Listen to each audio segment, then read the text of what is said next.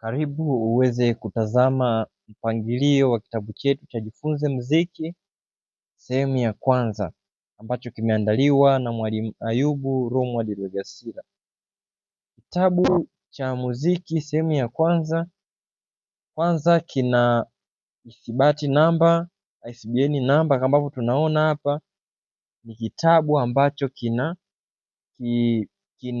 kimefuata taratibu zote na kuhakikiwa ili kiweze kutumika kwa matumizi ya kitaaluma ya kujifunza muziki. Hapa ni utangulizi wa kitabu chetu, lakini pia hapa ni shukrani, lakini pia yaliyomo katika kitabu chetu ni sura ya kwanza, historia ya muziki na watunzi maarufu kwa kila kipindi. Sura ya pili, historia ya ugunduzi wa nota mpaka stafu ya leo. Lakini sura ya tatu tunasoma utangulizi wa muziki. Sura ya nne tunasoma stafu ya muziki ambako tunasoma stafu ni nini, alama zinazopatikana kwenye stafu, uelekeo wa kusoma stafu, kimo cha noti, mistari ya ziada. Sura ya tano tunasoma vitambulisho vya mistari ambako tunasoma kwanza herufi za kimuziki, tunasoma vitambulisho vya mistari ya noti, tunasoma treble clef au G clef, tunasoma bass clef au F clef, tunasoma grand staff, tunasoma noti C ya kati, lakini pia tunasoma C clef, neutral clef pamoja na octave clef. Lakini pia katika sura hiyo tunasoma upangaji wa maneno katika stafu, upangaji wa majina katika G clef na treble clef, na upangaji wa majina ya noti katika bass clef au F clef.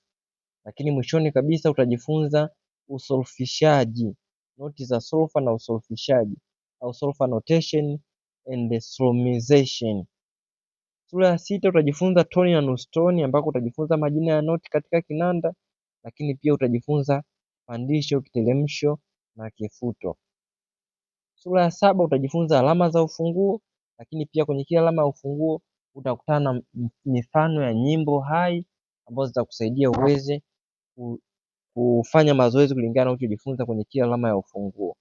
Lakini sura ya nane tutasoma noti na thamani zake, ambako tutasoma sehemu ya noti, tutasoma kanuni za uandishi wa noti, tutasoma aina za noti na mapumziko yake, tutasoma mihimili ya noti, tutasoma noti zenye nukta, tutasoma noti zenye mistari watao.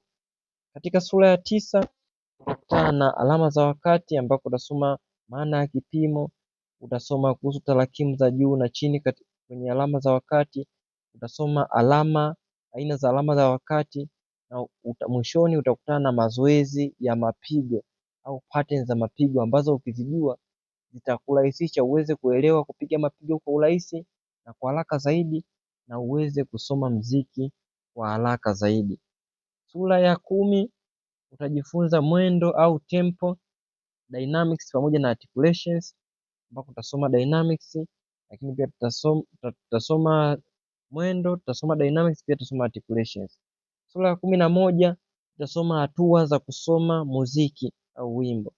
Sura ya 12 tutasoma ngazi, scale au ngazi, ambako tutasoma majina ya vipago, tutasoma alama za ufunguo zenye vipandisho, alama za ufunguo zenye viteremsho, tutasoma ngazi kuu ya do C, ngazi kuu ya mi, ngazi kuu ya re, ngazi kuu ya G na kadhalika. Lakini sura ya 13 tutasoma kuhusu minor scale, ambako tutasoma maana ya minor scales au ngazi ndogo, tutasoma aina za minor scale, lakini tutasoma uhusiano wa major scale na minor scale. Lakini sura ya 13 tutasoma mapambo katika muziki au musical ornaments. Lakini mwishoni kabisa utakutana na maswali ya marejeo, lakini pia na orodha ya maneno ya kimuziki. Maneno zaidi ya 300 ya muziki yamewekwa maana yake. Kama unahitaji kupata kitabu hiki kwa njia ya soft copy, linki ya kukupeleka katika mfumo wa kununua kitabu ipo chini ya maelezo ya video hii. Lakini pia kama unahitaji kupata hard copy, namba za wasambazaji wa hard copy zipo chini ya video hii. Kama utahitaji kudownload au kukipata kitabu chetu cha Jifunze Muziki, kwanza kabisa unatakiwa uwe na linki ya kuweza kukupeleka sehemu ambako unaweza ukapata kitabu chetu cha Jifunze Muziki. Ukiwa na linki, kama umeiona katika mtandao wa kijamii au umeona katika WhatsApp, umetumiwa katika WhatsApp, kwanza utaifungua kwa utaigusa hii linki ambapo tunaiona hapa. Utaigusa hii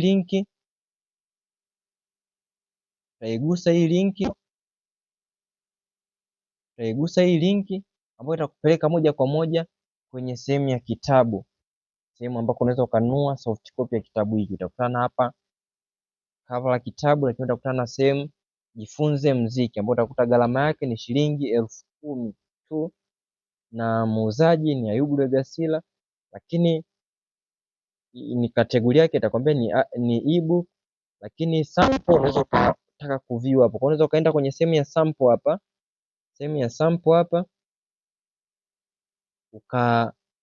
uka download, lakini pia ukafanyaje, ukaangalia sample ya kitabu inavyoonekana katika muundo wa soft copy.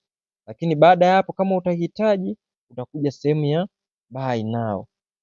Sehemu ya buy now, utaandika jina lako hapa, labda kwa mfano naandika jina langu labda Ayubu Rwegasila.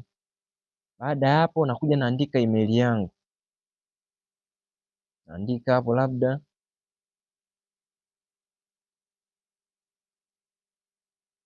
hiyo ndio email yangu nataka kutumia. Baada ya hapo, nachagua mtandao unaotaka kulipia, unachagua labda Vodacom, M-Pesa.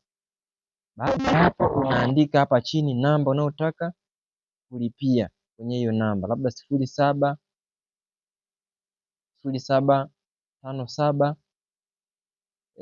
0748 72 14 45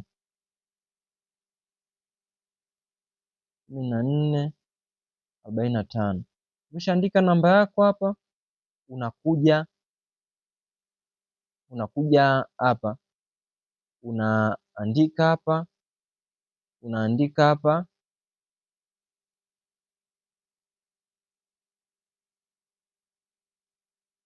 unaandika namba yako hapa ya siri.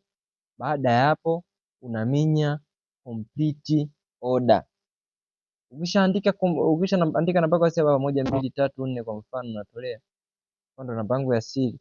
Ukishaweka hiyo, naminya complete order. Ukishamaliza hapo, moja kwa moja mfumo wetu sisi imenyoka kabisa.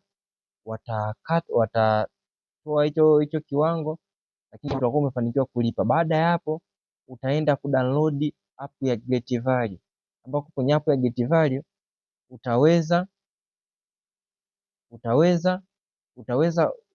login. Baada hapo, utaingia kwenye hiyo app kwa kutumia email ambayo umeingiza huko, lakini pia utatumia password 123456, na baada ya hapo utaweza kukiona kitabu chako pale na utaweza kukisoma katika Get Value. Mifumo yetu hii ni rafiki na haina shida yoyote ile. Ukipata changamoto yoyote ile, hakikisha unawasiliana nasi kwenye namba ambazo tunawapatikana, ambazo zimeandikwa hapa chini. Lakini pia kama unahitaji kujiunga na mfumo huu wa uuzaji wa vitabu wa mtindo huu, karibu, angalia linki iliyopo hapo chini ya video hii ili uweze kusambaza vitabu vyako kwa njia hii iliyo ya kisasa zaidi, inayopunguza uharibifu wa vitabu au usambazaji wa vitabu mitandaoni bila kuwa na mpangilio mzuri.